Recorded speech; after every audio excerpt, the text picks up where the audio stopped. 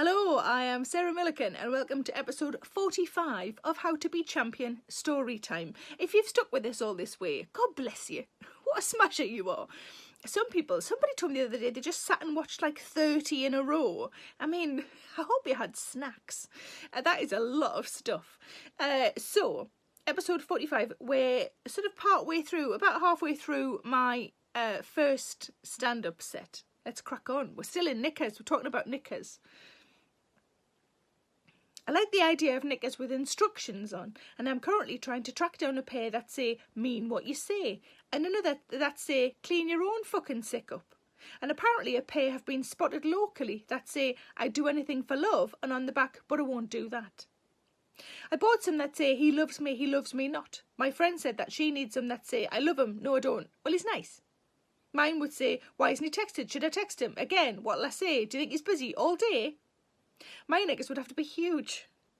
I was doing some research on the Ansomers website, and on there are a pair of knickers that bypass all pleasantries, body language reading and signal sending to suss out if someone's up for it. Unzip your trousers, hitch up your skirt and flash your drawers that read, it ain't gonna lick itself. Fantastically classy. So they're in order. I thought, what with dating again, I'd better get back on the books at the family planning clinic. I didn't want to tell my dad I was going to family planning, so I said I was off to sit with scallies and be frowned upon for having sex out of wedlock. They've changed the name to Sexual Health and Contraception Clinic. Presumably that's because most people who go aren't actually planning a family. They're just trying to avoid having an abortion in the clap. I said to my dad before I went that this will be the first time I've been to family planning without a boyfriend or husband in tow. My dad said, that's because you're freelance now. Presumably that's code for slut. I am a freelance shagger and my dad approves. How cool is my life? While she was doling out my 2-month supply of condoms, I'm single, so she gave me 24. Married people just get 3, and one of them's a spare in case you're thinking of having an affair. She asked if I wanted any flavoured ones. Well, the only thing I'd want a condom to taste of is cock. But apparently no one's cottoned on to what a brilliant idea that is, and I wasn't keen on their 2 most popular lines, Lambrini and Greg's Pasties.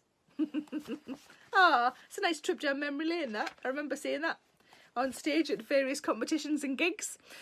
So, now we start the chapter. I'm going to have a little slurp of water, if I may.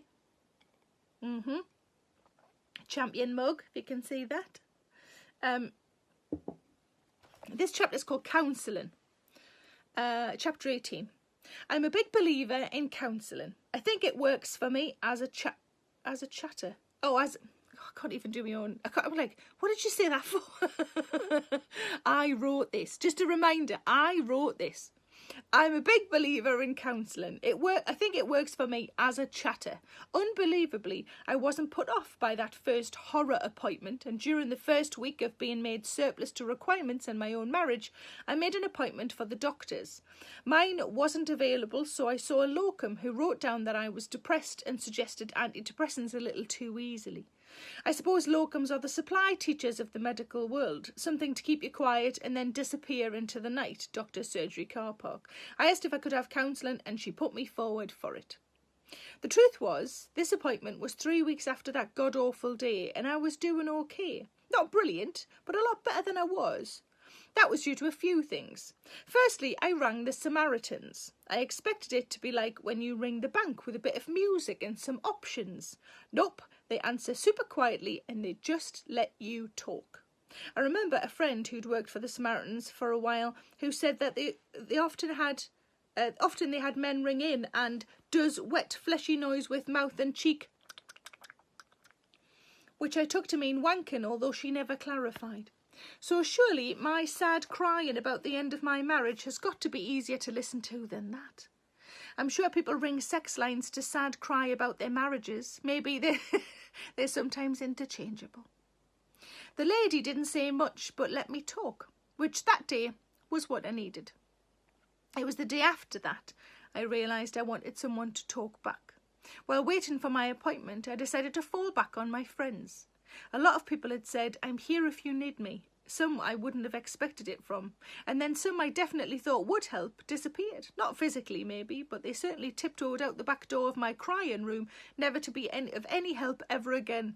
It's very interesting, and the old adage of finding out who your real friends are certainly rings true.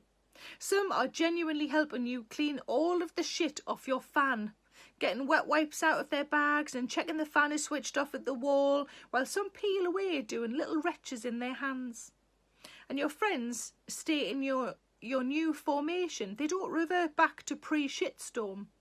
I think when they slink away, that while you're eating trifle with your hands, they know not to bother coming back. If you're not there while I'm eating trifle with my hands, don't come back when I'm eating it with a spoon. And that is the end of episode 45. I hope you enjoyed it. We'll carry on with the counselling in tomorrow's episode. You take care of yourselves. Have a biscuit. What am I going to have today? What have we got? I think we've got some cookies.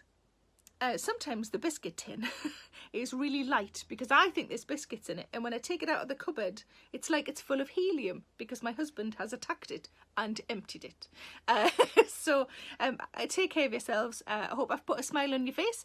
Have a good rest of day. Stay in the house, wash your fucking hands, and I'll see you tomorrow. Lots of love. Bye bye. Hello, it's Sarah Millican here. Please make sure you subscribe to my channel to stay up to date with all of my latest videos. Don't forget to like, pop a comment below, and why not stick around to watch a few more? I'm sure those emails or those dishes can wait a bit longer.